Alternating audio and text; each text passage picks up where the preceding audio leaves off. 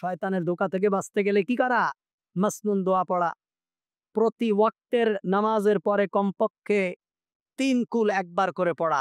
কুল হুয়াল্লাহু আহাদ, আল্লাহুস সামাদ, লাম ইয়ালিদ ওয়া লাম ইউলাদ ওয়া লাম ইয়াকুল লাহু কুফুয়ান আহাদ। তারপরে সূরা ফালাক, তারপরে সূরা নাস কমপক্ষে একবার করে এই ৩ কুল প্রতি ওয়াক্ত নামাজের পরে পড়া এবং বুকের মধ্যে যদি ফু দেন কোন শয়তান আপনাকে আক্রমণ করতে পারবে না। কারণ শয়তান আল্লাহর কাছে ওয়াদা করেছে যে আমি বনি আদম সন্তানের ডান দিক থেকে, বাম দিক থেকে, সামনের দিক থেকে, পিছনের দিক থেকে চতুর্মুখী আক্রমণ করব। সুতরাং শয়তান আমাদেরকে আক্রমণ করতে হবে, এইজন্য ৩ কুল পড়ে শরীরকে কি করে ফেলতে হবে? বন্ধ করে ফেলতে হবে। নবী করিম সাল্লাল্লাহু আলাইহি ওয়াসাল্লাম বলেছেন সূরা ফজরের সালাতের পরে এবং মাগরিবের সালাতের পরে ৩ কুল ৩ বার করে পড়তে হবে। আর অন্য নামাজে একবার পড়তে হবে। নবী করিম সাল্লাল্লাহু আলাইহি ওয়াসাল্লাম শোয়ার সময় আয়াতুল কুরসি পড়তে বলেছেন। আল্লাহু লা ইলাহা ইল্লা হুয়াল হাইয়ুল কাইয়্যুম লা তাখুযুহু সিনাতুন ওয়ালা নাওম। এই আয়াতুল কুরসি নবী করিম সাল্লাল্লাহু আলাইহি ওয়াসাল্লাম আমাদেরকে পড়তে শিখিয়েছেন।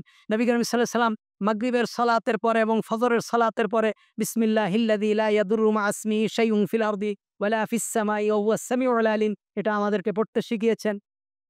নবী করিম সাল্লাল্লাহু আলাইহি ওয়াসাল্লাম আমাদেরকে শিখিয়েছেন আল্লাহুম্মা কফিনি বিহালালিকা আন হারামিক ওয়া আগনিনি বিফাদলিকা আম্মান সিওয়াক, এটা পড়তে শিখিয়েছেন। নবী করিম সাল্লাল্লাহু আলাইহি ওয়াসাল্লাম আউযু বিকালিমাতিল্লাহিত তাম্মাহ ওয়া মিন কুল্লি শাইতানি ওয়া হাম্মাহ ওয়া মিন কুল্লি আইনিল লাম্মাহ, এটা আমাদেরকে পড়তে শিখিয়েছেন। ফাল্লাহু খায়রুন হাফিজান ওয়া হুয়া আরহামুর রাহিমিন ওয়া হিফজাম মিন কুল্লি শাইতানিন মারিদ আউযু বিকালিমাতিল্লাহিত তাম্মাতি মিন শাররি মা খালাক, এগুলো আমাদেরকে পড়তে শিখিয়েছেন।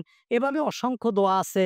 তারপরে সাইয়্যিদুল ইস্তিগফার আছে, আল্লাহুম্মা আনতা রাব্বি লা ইলাহা ইল্লা আনতা খালাকতানি ওয়া আনা আবদুকা ওয়া আনা আলা আহদিকা ওয়া আহদিকা মাসতাতা'তু আউযু বিকা মিন শাররি মা সানা'তু আবু লাকা বিনি'মাতিকা আলাইয়া আবু বিযামবি ফাগফিরলি ফাইন্নাহু লা ইয়াগফিরুয যুনুবা ইল্লা আনতা। এভাবে অসংখ্য মাসনুন দোয়া নবী করিম সাল্লাল্লাহু আলাইহি ওয়াসাল্লাম আমাদেরকে শিখিয়েছেন। এই দোয়াগুলো সব সময় পড়তে থাকা, আর তাহলেই শয়তানের ওয়াসওয়াসা থেকে আমরা বেঁচে থাকতে পারবো। আরেকটা হলো তাওবা করা। শয়তানের ওয়াসওয়াসা থেকে বেঁচে থাকতে চাইলেও আপনি বেঁচে থাকতে পারবেন না। কোনো না কোনোভাবেই শয়তান আপনাকে প্রতারিত করবে। আপনি তওবার উপরে থাকতে হবে। আস্তাগফিরুল্লাহ ওয়া আতুবু ইলাইহি, আস্তাগফিরুল্লাহাল্লাযী লা ইলাহা ইল্লা হুয়াল হাইয়ুল কাইয়্যুম ওয়া আতুবু ইলাইহি, আস্তাগফিরুল্লাহ বিযামবি, আল্লাহ তুমি আমাকে মাফ করে দাও, আল্লাহুম্মা বিযামবি।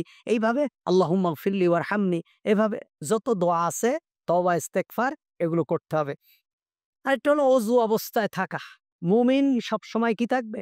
অজু অবস্থায় থাকবে। আমরা হয়তো বিশেষ কারণে শোয়ার সময় নামাজের সময় অজু করি না। যত সম্ভব ২৪ ঘন্টা অজুর মধ্যে থাকা, রাত্রে ঘুমানোর সময় অজু করে যেয়ে ঘুমানো এবং ফজরের পর সময় উঠলে তো অজু করবেনই, ফজরের সালাত পড়বেন। চেষ্টা করা যত সম্ভব অজু রাখা। ১০ নম্বর হলো শয়তানের ওয়াসওয়াসা থেকে যদি আপনি বাঁচতে চান, ইসলামী জীবনে অভ্যস্ত হতে হবে।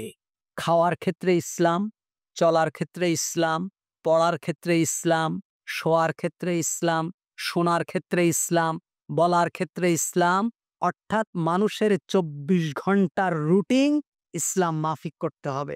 যদি আপনি ইসলামী তাহজিব এবং তামাদ্দুনকে অনুসরণ না করেন, আপনি শয়তানি ওয়াসওয়াসা থেকে বাঁচতে পারবেন না।